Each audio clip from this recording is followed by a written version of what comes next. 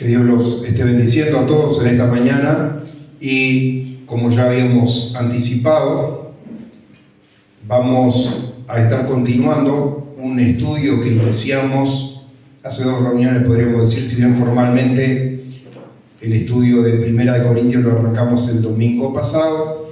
El otro anterior habíamos hecho toda una introducción de las cosas allí que habían pasado, de cómo se había formado esa iglesia. Luego de 1 año y medio de predicación en primera instancia a los judíos que se reunían en la sinagoga, en segunda instancia y por la mayor parte del tiempo a los griegos que se habían convertido, y cómo luego el apóstol Pablo se va de allí junto con Priscila, Aquila, Sóstenes, que había sido principal de la sinagoga pero había obedecido a la fe, y en todo este interín que el apóstol Pablo en su viaje se va.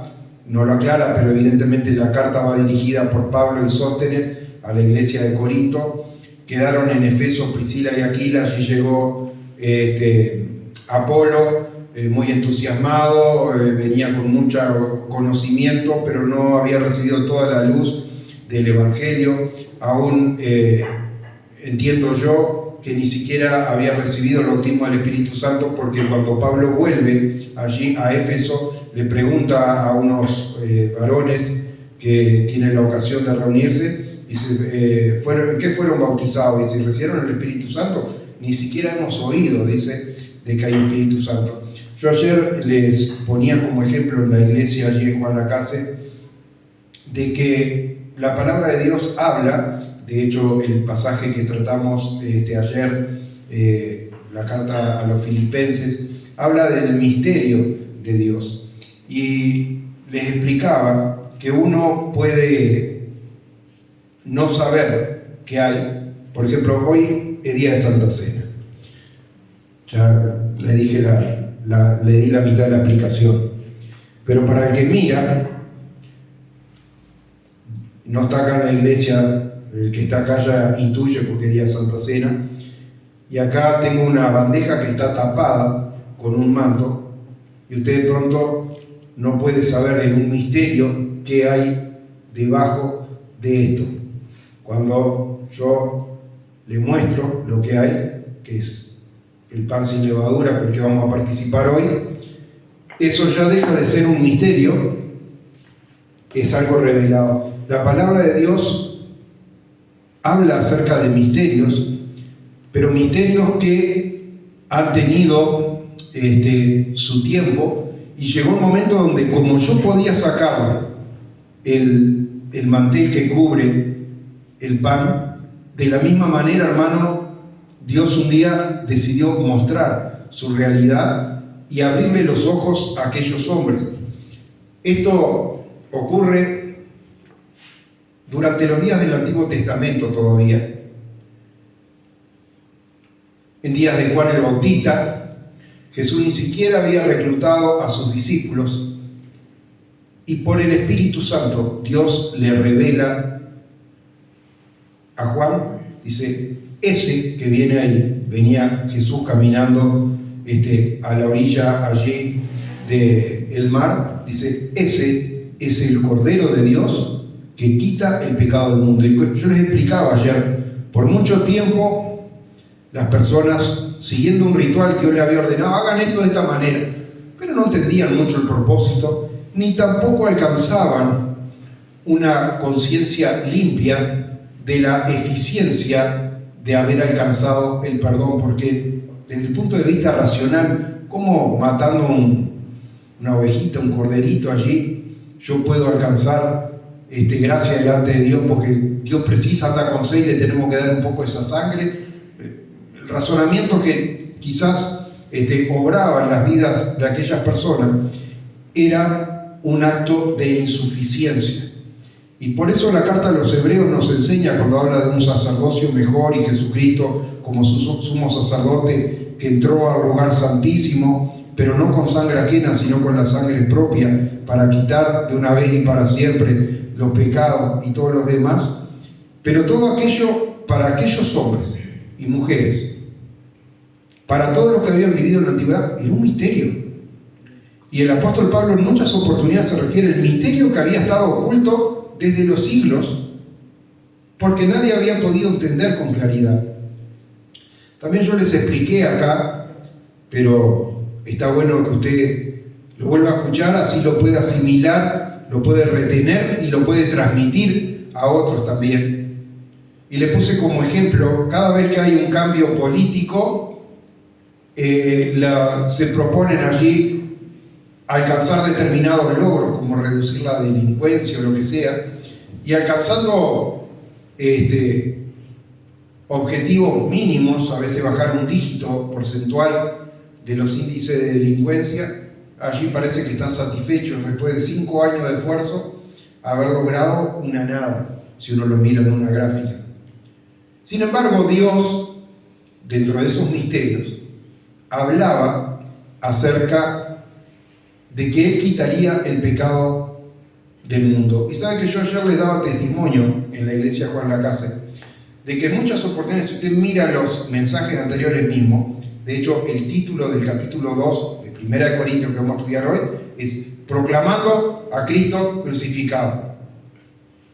Y capaz que yo hace 15 días atrás le traía esta predicación y le agregaba Proclamando a Cristo crucificado y resucitado. Y usted me dice amén. Porque Cristo resucitó o quedó muerto allí en la cruz. ¿Resucitó? ¿Amén? ¿Dónde está? ¿Sentado a la diestra del Padre? Bien. Pero ¿no sabía el apóstol Pablo que Jesús había sido crucificado y había resucitado? Sin duda, porque Jesús mismo se le aparece a él en el camino a Damasco y así que cambia su vida de ser Saulo el perseguidor a ser el enviado, el apóstol Pablo. ¿Y por qué, digamos, la historia que hace es solo una parte? Porque todo lo demás forma parte de otros misterios de Dios que se van dando a conocer. La resurrección de Jesucristo forma parte de otro misterio, un misterio que ya fue develado, ya fue descubierto, porque alcanzó la victoria. Dios le había dado, el Padre le había dado la potestad de volver a la vida al tercer día, si usted recuerda las Escrituras. Y Dios, desde la antigüedad, le había dado festividades al pueblo de Israel, festividades de índole religiosa, no eran festividades, no era como hay acá la fiesta del queso, la fiesta de la uva, la fiesta del mate, no, le había dado festividades que todas tenían un contenido espiritual, expresado en misterio, pero que ese misterio iba a llegar el momento e iba a ser develado. Y fíjese que dos grandes misterios son develados en el lapso de 3 días. La crucifixión de Jesucristo, primer misterio que ya había anunciado claramente por un profeta del Antiguo Testamento, dice, y en un día quitaré el pecado del mundo. ¿Cuál fue ese día? El día que Jesús fue crucificado. Y por eso el apóstol Pablo dice, proclamando a Cristo crucificado, porque es allí en la cruz del Calvario, no en el sepulcro, es en la cruz del Calvario que Jesucristo pagó el precio e introdujo en nuestras vidas su justicia para nosotros. Y por eso el apóstol Pablo proclama, y si usted obtuvo el perdón, alcanzó la gracia, alcanzó el regalo de Dios, gracias al sacrificio de Jesucristo en la cruz del Calvario. Entonces, en un lapso de 3 días se revelan estos dos misterios. Primero, el del verdadero Cordero de Dios, que quitó el pecado del mundo en un día. Y el segundo misterio, que se da 3 días después, porque como lo anunciaba, dice Jesús, le pidió una señal de que él era el Hijo de Dios. Dice, yo no le voy a dar otra señal diferente a la señal del profeta Jonás. Como el profeta Jonás estuvo 3 días y 3 noches en el vientre del gran pez, así estará el Hijo del Hombre 3 días y 3 noches en el seno de la tierra. Y Jesús estuvo no un día y medio como alguno anuncia y hacen un enredo, una confusión bárbara. Le diría yo, como Jesús le dijo a los saduceos: mucho erráis ignorando las Escrituras y el poder de Dios. ¿Por qué ignoraban la Escritura? Porque en esa semana hubieron 2 días de reposo. Hubieron 2, el reposo, Sabbat, la misma palabra en su idioma original, quiere decir reposo. Para nosotros sería como decir feriado. Y uno puede llegar a tener en una misma semana 2 feriados. Un feriado patrio y otro feriado porque se murió un presidente, por ejemplo. Tiene 2 feriados en la misma semana. Bueno, el pueblo de Israel tenía en ciertas oportunidades del año 2 Sabbat, 2 días de reposo. El día de reposo semanal y el día de reposo que le llama la palabra de gran solemnidad. Hace toda esa diferencia en los evangelios, si usted lo estudia, cuando llegó el día de reposo de gran solemnidad, ¿tá? Entonces hubieron 2 días de reposo, hubieron 2 feriados, hablando en términos contemporáneos para que la gente entienda, y por eso la gente no le da los números, porque dice: la generación adúltera y perversa demanda una señal, pero no le voy a dar otra señal más que el Hijo del Hombre va a estar 3 días y 3 noches en el seno de la tierra. Todos los que se oponían, que llevaron a Jesús a la cruz y todo, algunos salió a decir: no era el Hijo de Dios porque no estuvo 3 días y 3 noches. No, se seguían oponiendo, seguían persiguiendo a la iglesia y todo lo demás, pero no podían argumentar porque había estado 3 días y 3 noches en el seno de la tierra. Y ahí se devela el otro misterio que Dios revelaba a través de una festividad, que era la festividad de las primicias. Dice: cuando entren a la tierra prometida, recuerden que todas estas fiestas fueron introducidas mientras el pueblo de Israel hacía su travesía. De haber estado 430 años viviendo en Egipto, 400 años de esclavitud, a llegar a la tierra prometida, que le llevó 40 años completar ese recorrido. Durante ese recorrido, en el medio del desierto, el pueblo plantaba. ¿Qué le parece a usted? Si usted va de camino, ¿planta? No planta. Te planta cuando llega al destino. ¿Tá? Yo tengo un pequeño pedacito de campo allá, pero si voy plantando acá por el camino, ¿de qué me sirve? Me bajo cada 1 kilómetro, agarro algún pozo y entierro un grano de maíz. ¿Me sirve de algo? No. El pueblo iba a plantar cuando llegara al destino. Y por eso Dios introduce la fiesta de las primicias. Dice: cuando hayáis heredado la tierra que yo les prometí y ustedes planten y cosechen, el primer fruto, la primicia, será traída en una gavilla, en un canasto, y presentada delante de Dios. Y el apóstol Pablo nos enseña acá mismo, en esta misma carta, 1 de Corintios, cuando habla el tema de la resurrección, dice: Jesucristo, primicia entre los que durmieron. Nos está revelando otro de esos misterios que habían estado ocultos por tanto tiempo y ahora se hacían notorios, porque Jesucristo es el primer resucitado a vida eterna. Habían habido otras resurrecciones, de hecho Jesús resucita 3 personas. ¿No es cierto? Si usted estudia los evangelios sabe que es así. Pero todas esas personas vivieron unos añitos más y se volvieron a morir. Pero Jesucristo, primicia entre los que durmieron, dice el apóstol Pablo, es el primero en resucitar a vida eterna, y ese concepto Dios se lo estaba revelando a la iglesia del Antiguo Testamento, que era el pueblo de Israel. Esa era la iglesia, lo mismo que hoy. Le estaba revelando lo que él iba a hacer, ¿no? Iba a haber un primer fruto y después sí, iba a venir la cosecha masiva. Y sabemos, hermanos, que hoy la primicia ya es una realidad, ya deja de ser un misterio. Y la cosecha, nos cantamos las alabanzas ahí: alza tus ojos y mira, la cosecha está lista, el tiempo ha llegado. Un día que Dios tiene señalado, hoy, mañana, esta tarde, dentro de 10 años, no sé, pero un día señalado por Dios, Dios va a venir, acompañado con los ángeles dotados de trompeta, y se sonará la trompeta en Dios, y los que estén muertos, 1 de Corintios enseña y los que estén muertos, hayan muerto en Cristo, resucitarán primero, porque va a haber 2 resurrecciones, una resurrección a vida eterna y otra resurrección para sentarse delante del tribunal y recibir un juicio de parte de Dios, el cual ya van con el juicio perdido por no haber creído en el único nombre en el cual uno puede ser salvo.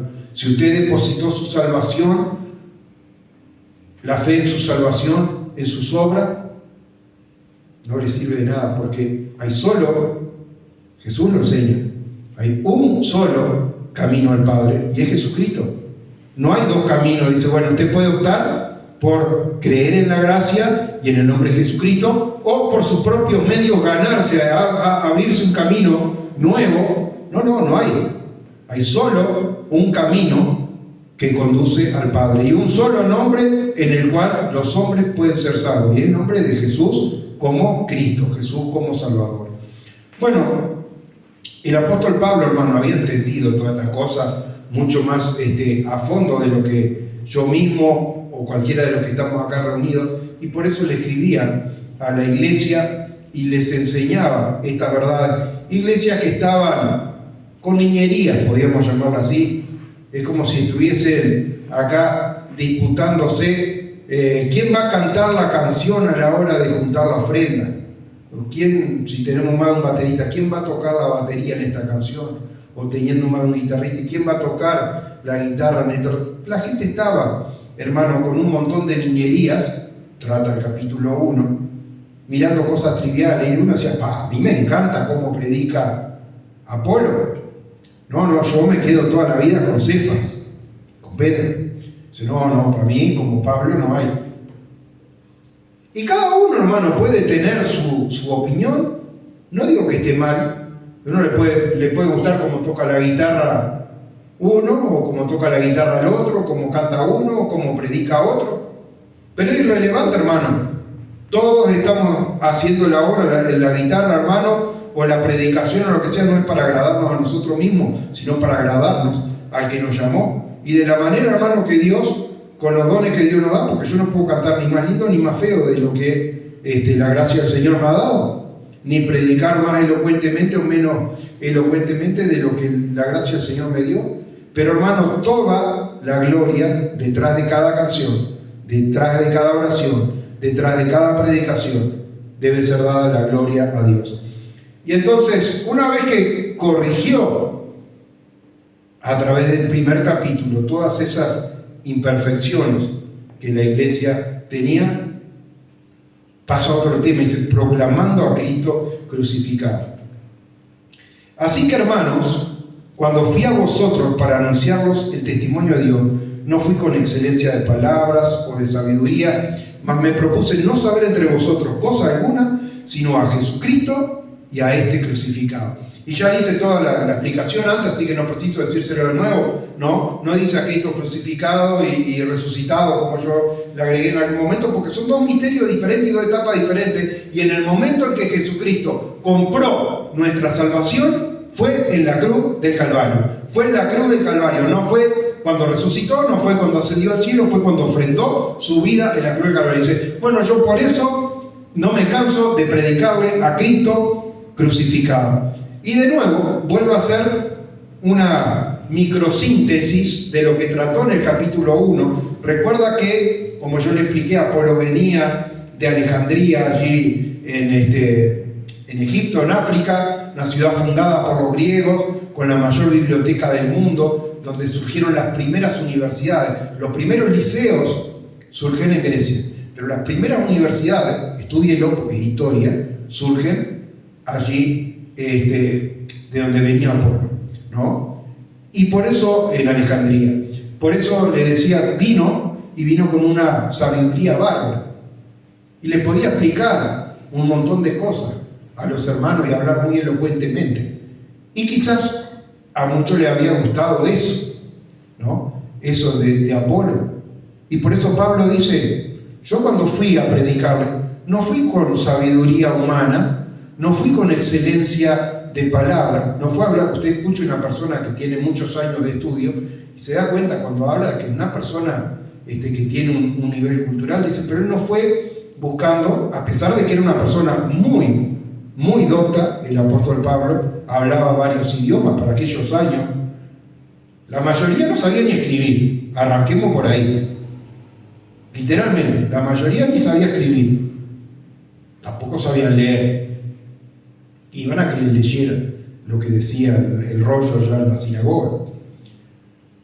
Mucho menos hablar más de un idioma, mucho menos conocer de geografía. Pues ¿sabe qué? Cuando uno no, yo me acuerdo cuando era chico y mi abuela y mi tía abuela habían ido a hacer un viaje a Europa y nos contaban todo, y uno trataba de imaginarse esas cosas, cómo era un aeropuerto, cómo era esto, aquello, pero claro, la capacidad nuestra de imaginación está también limitada a la capacidad de explicar. Hoy es mucho más fácil porque uno antes de ir a un lugar puede mirar un video y ver cómo es la comida, cómo es el clima, puede saber un montón de cosas que antes, los trámites, la vuelta que hay que hacer en un aeropuerto, cuando hay que hacer transbordo de un lado para otro, es una complicación bárbara. Depende del tamaño del aeropuerto. Hay aeropuertos que usted tiene que, en Francia por ejemplo, usted tiene que tomarse tipo un subte para ir de una terminal a la otra,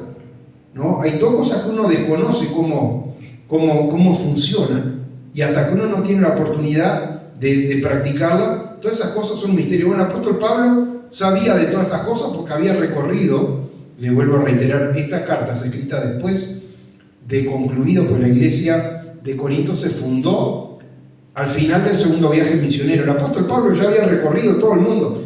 Imagínense, hermano, que hablamos con gente. Yo me acuerdo cuando yo era chico, había muchachos allá de una familia, los Osman, que iban a la iglesia de Juan Lacase, Cristo la Respuesta con nosotros, y que siendo muchachos tal vez de 10, 11, 12 años, porque era toda una camada de hermanos, fueron la primera vez a Montevideo con mi padre.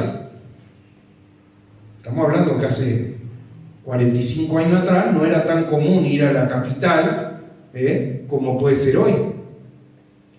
Imagínense hace 2000 años atrás, hermano, recorrer el mundo, haber estado en tantos lados.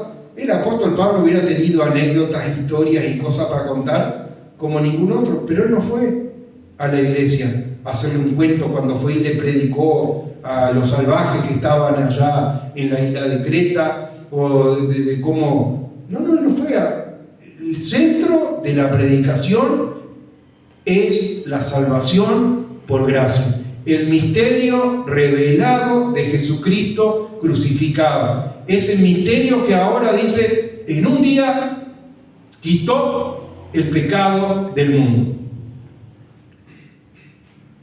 Por eso le decía acá, le tiene que volver a decir, no fui con excelencia de palabra, no fui con sabiduría humana, como de pronto habían quedado allí entusiasmados con la predicación de Apolo, y no porque estuviese despreciando lo de Apolo. El mismo apóstol Pablo reconoce y dice, yo sembré porque la iglesia la levantó él.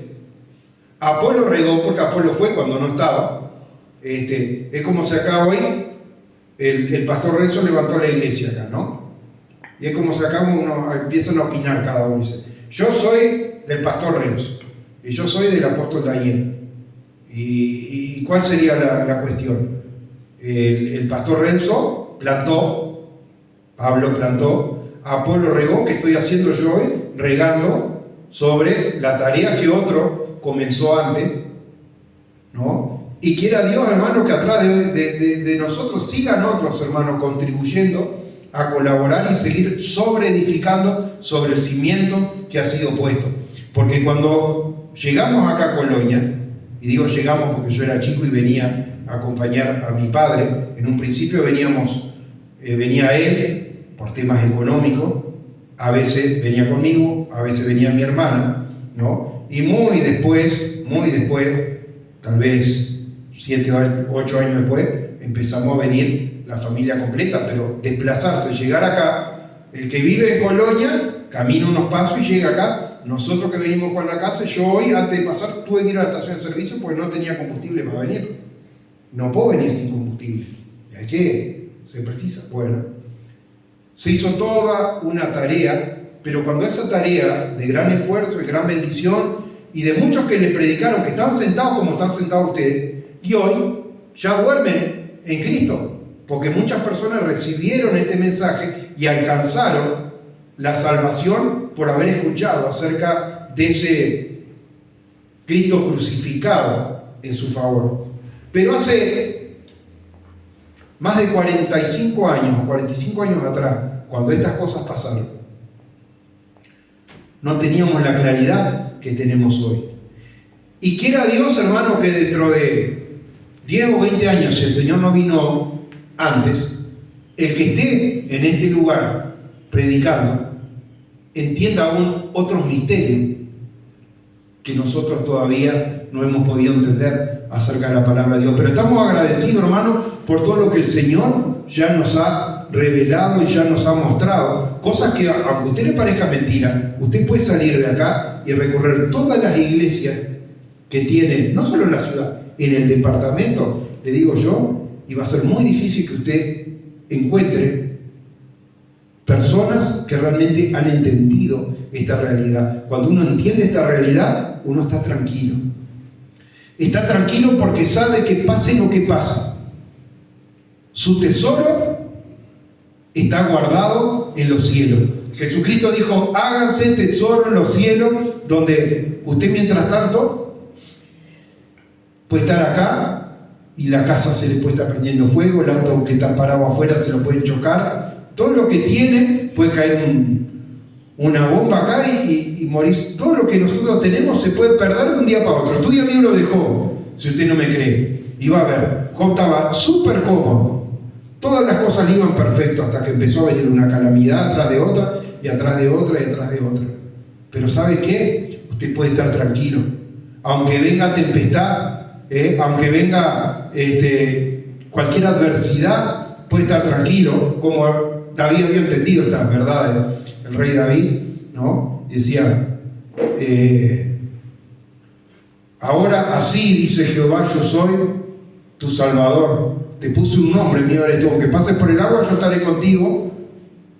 Aunque pases por el fuego, no te quemarás. Eso dice la palabra en el Antiguo Testamento, porque yo te redimí. Así que puede venir agua, puede venir un tsunami acá que estamos cerca del río de la Plata, a 1 kilómetro capaz del río de la Plata. Puede venir un tsunami y ahogarnos todos. Puede prenderse fuego la ciudad y puede pasar cualquier cosa, que usted puede estar tranquilo, que lo único que va a perder son las cosas materiales que tiene y el poder estar respirando ahora. Pero en Cristo tenemos guardado en los cielos, donde no entra ladrón, donde no hay óxido, donde no hay polillas que corroan esta salvación que Dios ha preparado. Y por eso, hermanos, podemos estar tranquilos. Y esa tal vez es la diferencia de aquellos que aún no han alcanzado esta luz. Y que Dios use nuestra predicación o nuestra vida para que puedan llegar a conocer estas verdades. El Señor nos exhorta a no ser hipócritas. Dice, si alguien tiene hambre, o tiene frío, no le diga, abrígate y caliéntate, si no le da las cosas necesarias. ¿Por qué le digo esto? Porque de la misma manera, hermano, el Señor también nos está exhortando. La gran comisión, ¿en qué consiste? ¿Cuál era la gran comisión que dio Jesús? Aprendan instrumentos, así pueden formar una linda orquesta.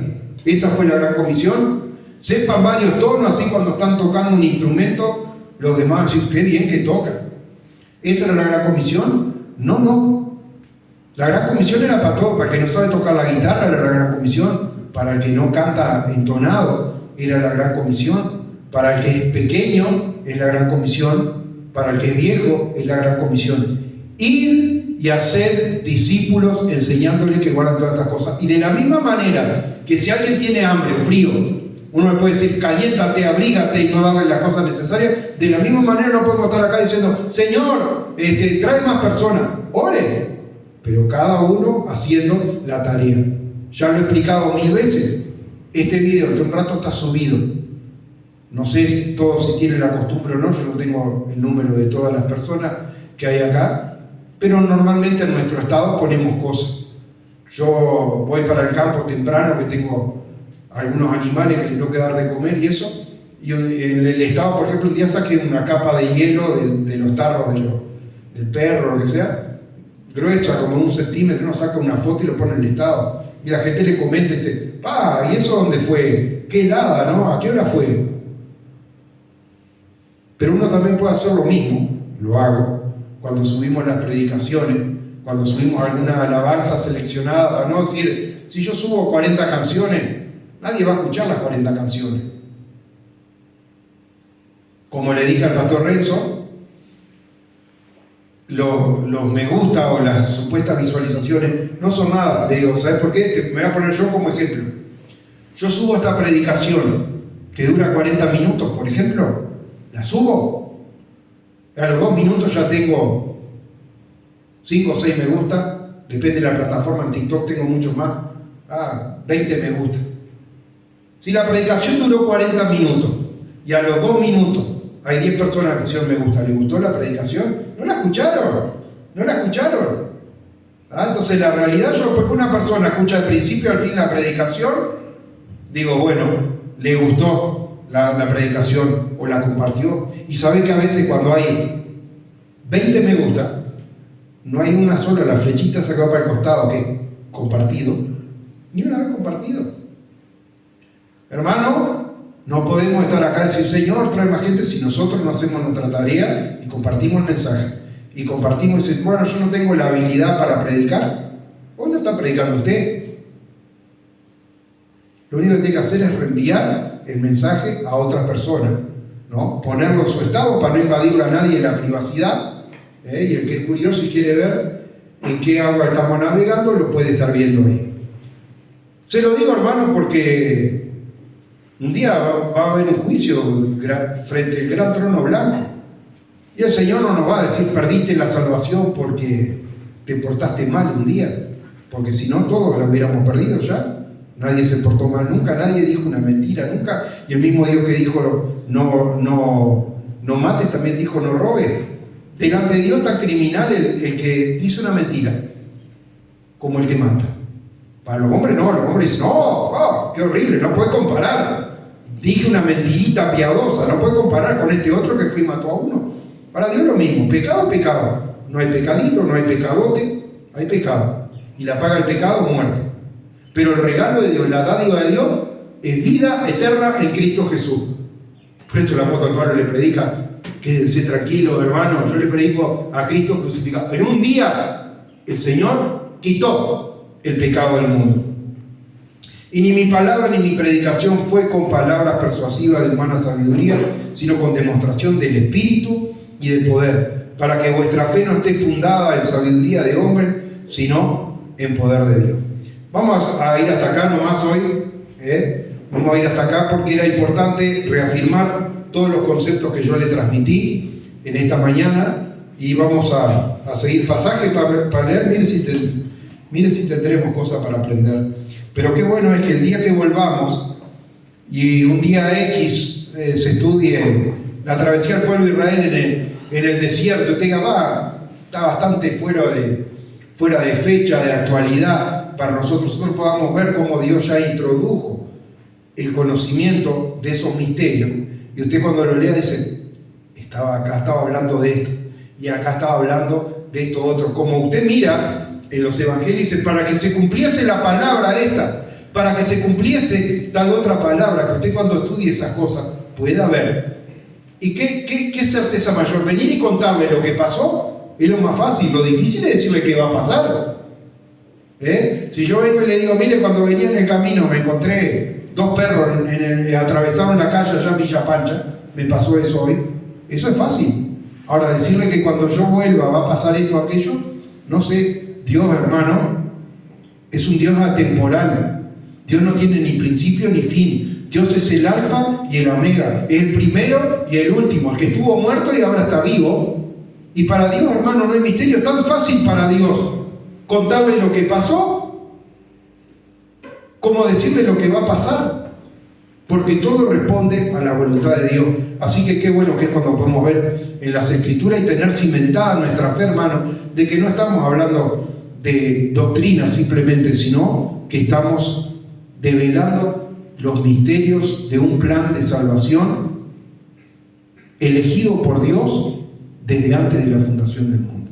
Que Dios les bendiga a todos.